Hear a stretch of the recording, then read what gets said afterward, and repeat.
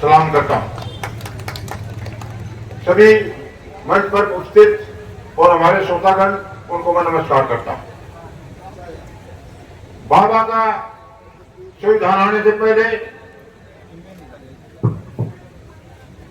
आदमी को, इंसान को एक तालाब में पानी पीने का भी हक नहीं था।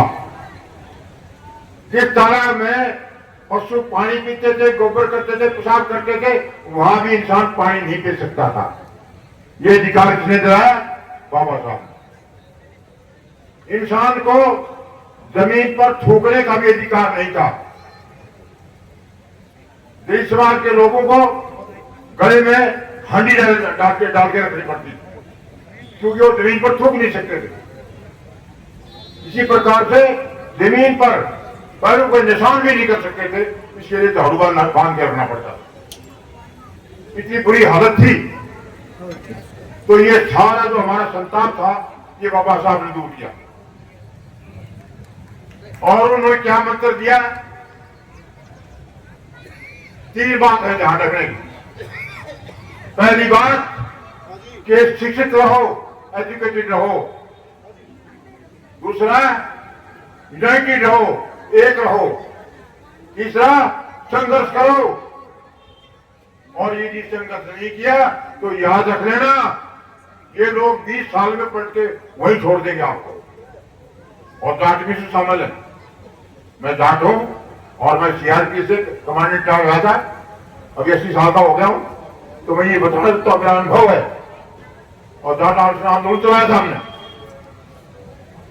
यदि जागरूक नहीं तो आप लोगों को, हम लोगों को ये 20 साल में वही भेज देंगे। 20 साल लगेंगे, जहां पहले थे हम वही भेज देंगे।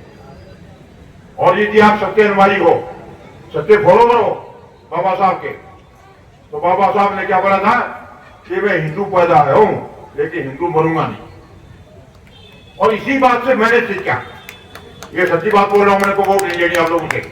यही बात मैंने सीखी और मैंने सोचा बाबा साहब की तरह कि मैं हिंदू पैदा हुआ था, लेकिन हिंदू मरूंगा नहीं। और आज से 4 साल पहले मैं वहां अमृतसर जाकर के सिख बन गया।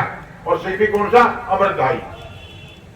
3 कैटेगरी की सिख थी। एक होता है शहरधारी, दूसरा केसधारी, तीसरा सब ऊपर होता है अमृतधारी, जो 5 चीजें रखता है।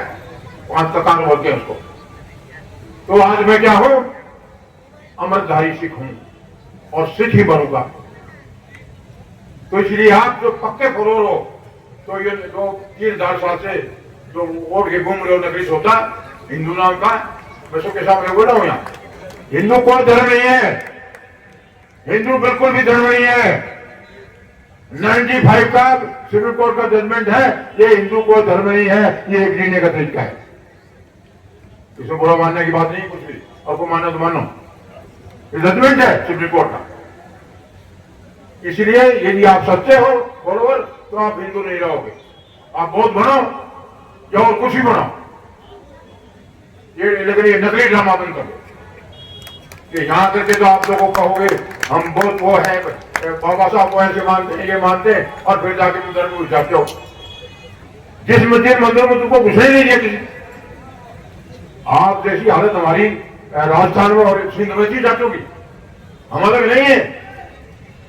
मैंने खुद सरकार को 8 साल तक ये बातें दी लिख करके कि हाँ, हमको हर जगह लिखा है कि ये जो है मलेक्स है। जाटू को लिखा है हर जगह जगह, तो जाट अलग नहीं है। फर्क ये था कि जाटू को पंजाब के इलाके में जमीन और लठ आगे था, जमीन आगे तो लठ आ गया, लेकिन राजस्थान में नहीं था, वो सिंध में नहीं था। राजस्थान में जाट खाट पर बैठता था, ना सॉरी राजपूत खाट पर बैठता था और जाट नीचे बैठता था। कल तक मेरे नानके वहां पर नूनू जिले में जानता हूं, देखा है वहां मैंने। कहने का मतलब ये है कि आप जो सिद्ध फॉलो हो, तो जो है ना ये हिंदू धर्म का वापस छोड़ दो। और मैं आज तक 4 साल में कभी किसी मंदिर में नहीं गया हूं और नहीं जाऊंगा, क्योंकि मैं सिख हूं और मैं सिख हूं तो सिर्फ गुरु के आगे सिख झुकाऊंगा, बाकी किसी के आगे सिख नहीं झुका सकता हूं, क्यों मैं सच्चा सिख हूं, अमृतधारी सिख हूं। तो आप जो है सच्चे भक्त बनो बाबा साहब के, जब तो कोई फायदा है।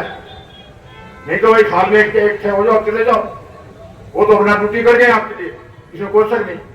लेकिन आप लोग करके दिखाओ कि वाकई में तुम फॉलोअर हो।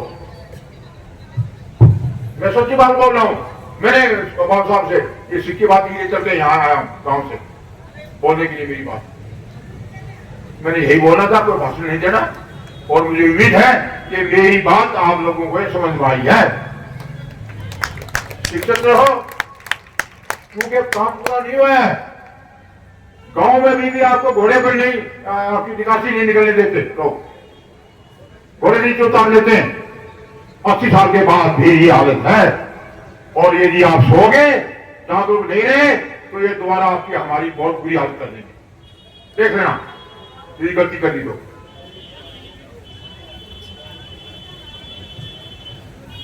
जय बाबा भीमकर के जय हो।